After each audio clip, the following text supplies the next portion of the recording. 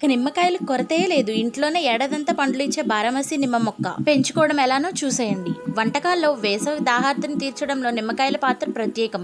ఇకపై మార్కెట్తో పని లేకుండా ఇంట్లోనే నిమ్మకాయలు పండించుకోండి. అసలు బారామసి అంటే ఏంటి? బారామసి అంటే 12 నెలలు అనే అర్థం. సాధారణ నిమ్మ మొక్కలా కాకుండా ఈ రకం మొక్క ఏడాది పొడవునా పూత కాపుతో కలకల్లాడుతుంది.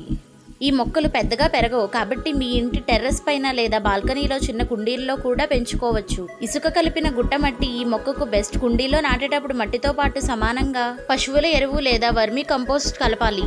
నిమ్మ మొక్కలు వేడిని ఇష్టపడతాయి. రోజుకు కనీసం 6 నుంచి 8 గంటల పాటు సూర్యకాంతి తగిలేలా ఉంచాలి. మొక్క మొదల్లో నీరు నిల్వ ఉండకూడదు. పైన ఉన్న మట్టి పొడిబారినప్పుడు మాత్రమే తగినంత నీరు పోయాలి. ఎక్కువైతే వేర్లు కుళ్ళిపోతాయి. మొక్కకు పూత వచ్చినప్పుడు నీటి శాతాన్ని కొద్దిగా తగ్గించాలి.